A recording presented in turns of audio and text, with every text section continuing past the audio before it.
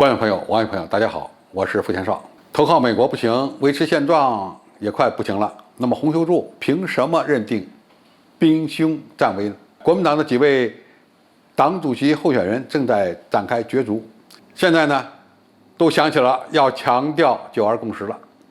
除此之外，他们还在比拼谁更加亲美。在竞选的过程中，这些候选人甚至呢都企图拉拢前任党主席洪秀柱。这几位企图争夺国民党党主席的候选人，除了希望能竞选上国民党党主席之外呢，其实他们的目标还是瞄着2024争夺台湾的大位。那么洪秀柱目前是怎么想的？他的头脑显然比这几位竞选者更为清楚。他在电视节目中表示，国民党执政纲要里有9·2共识，但是没有一中各表，而且一中各表的现状维持不了多久了。两岸只有达到统一的共识，才可能长期和平共处。维持现状是台湾目前的一些人的所谓诉求，而投靠美国又是他目前的执政党在野党维持现状的主要策略。洪秀柱认为，维持现状已经不会长久，正是看清了两岸问题的本质。首先，美国原本就靠不住，阿富汗撤军就充分地表明了这一点。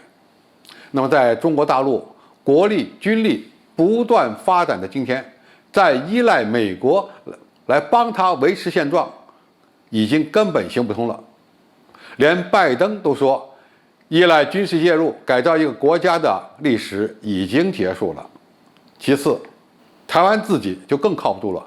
台海问题的本质其实就是中美问题。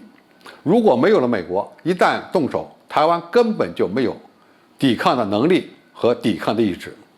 最后，中国大陆不会允许两岸长期分裂，一个中国两岸统一是目标，不是维持现状的借口。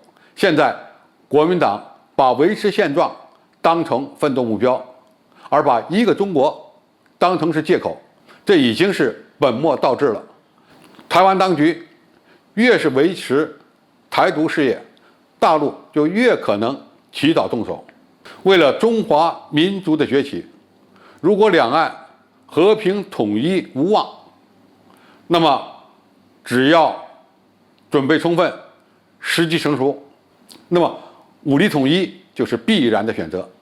所以现在的国民党主席的竞选者，如果不知道追求统一，已经没有了竞选的必要。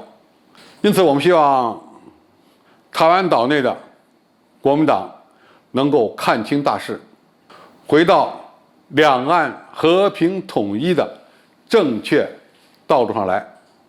只有这样，才能为中华民族的复兴和崛起找到他自己的地位。